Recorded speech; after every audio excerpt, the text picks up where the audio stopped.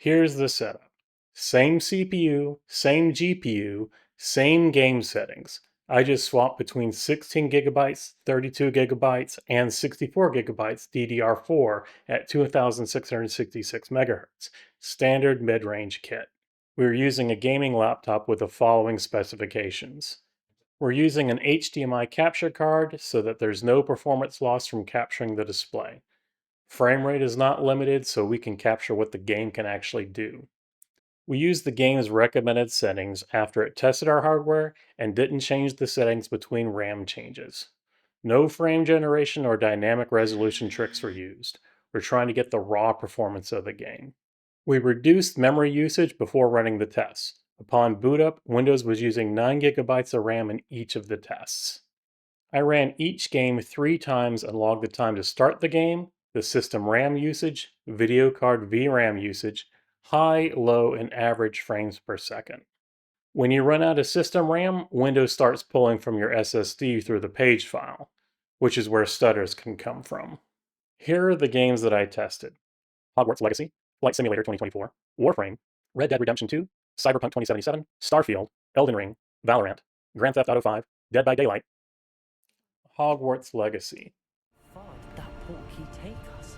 Farther from London than the carriage travelled. We're somewhere in the Scottish Highlands. So, those ruins, do you The think... portkey was meant to lead us there. I do. This has not been the day either of us expected. But Miriam sent that portkey to George for a reason. And I believe that she, and now George, died in pursuit of what... The game starts up in about 44 seconds with dual channel configurations and is 10 seconds slower in single channel mode, even though there's more than enough RAM. VRAM is basically the same across all memory configurations.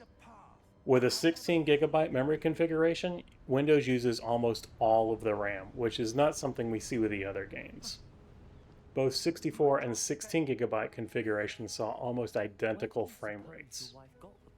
Flight Simulator 2024.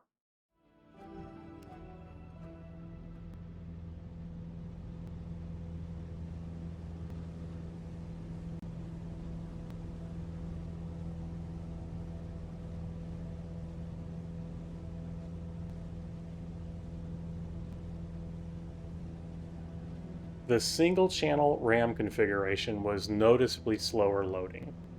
64 and 16 gigabyte RAM configurations were almost identical performance because the RAM's dual channel in both of those configurations. 64 gigabytes of RAM resulted in slightly faster loading times. Warframe.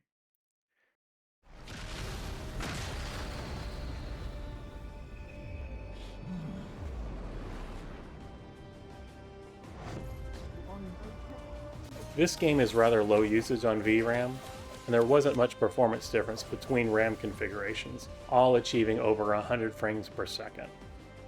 Red Dead Redemption 2. Bad business, all right. What are you doing? Damn snow's coming in hard again. We'll lose these tracks if we don't move fast. 64 gigabytes of RAM shaved off a few seconds on the game start, and VRAM was similar across all memory configurations. The frames per second was practically the same across all configurations. The system RAM usage was slightly different, but probably due to Windows keeping more services in memory as more memory overhead was available. Cyberpunk 2077.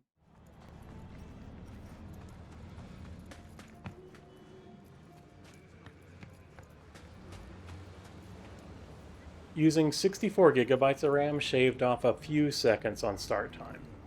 VRAM was practically the same. This is one title where the RAM configuration definitely impacts performance. Single channel 32 gigabytes was the slowest performer at 45 frames per second. 16 gigabytes in dual channel yielded 61 frames a second, and 64 gigabytes had an average 60 frames per second. Starfield. You're up. Take that cutter you grabbed and mine what you can. Metal deposits are in that cavern. I'll shout out when I need you. I'm busy. Everything was practically the same in dual channel configurations. In the 16GB config, nearly all the available RAM was used. When using single-channel RAM, there was a 23% decrease in performance. Elden Ring.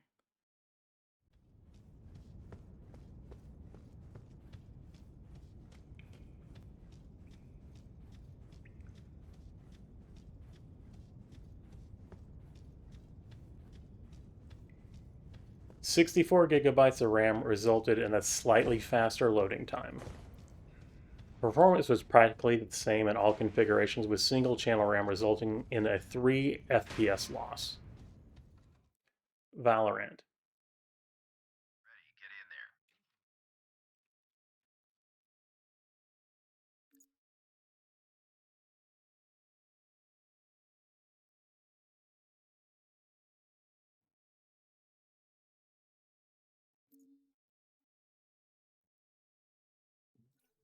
Welcome to basic training. Jet, come on. Put Brim on. Nope. Grab that pistol. Single-channel shoot down RAM the and the drone. amount of RAM affected several parts of the game. With the most RAM in dual-channel mode, the fastest load time was 1 minute and 19 seconds, Keep with the shooting the highest drone frame and break rate. it. The lowest amount of RAM had the lowest FPS, and single-channel 32GB performed only slightly better. Grand Theft Auto 5. It never is. Come on, go. Drop it, Greg. You want to look in the face of death? Be my guest. You shouldn't have been a cop. We keep going forward. Right. Who's sick? Back the f down. 64GB of RAM resulted in the fastest load time of 1 minute and 35 seconds, the highest average frame rate of 94 frames per second. 16GB of RAM yielded 79 average FPS. Single-channel RAM was the worst performer at 54 FPS, despite having more available memory.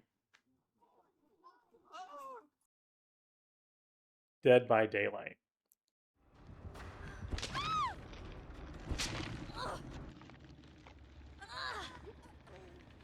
Dual channel configurations were identical, regardless of the amount of RAM, but load times were faster when there was more RAM available.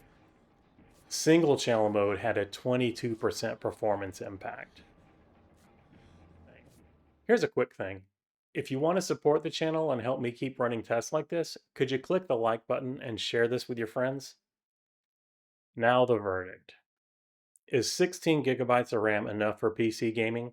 16GB is enough for single-player and competitive esports titles as long as you tune your PC for gaming and are not running a bunch of other things in the background. The closer you come to hitting the 16GB limit, the more likely stutters can happen. While 16GB is fine for now, 32GB will give you the headroom for the future and allow you to run more things that allow you to stream your game. None of the games tested got close to the 8GB VRAM limit of our RTX 2070, and VRAM usage was not drastically different between memory configurations.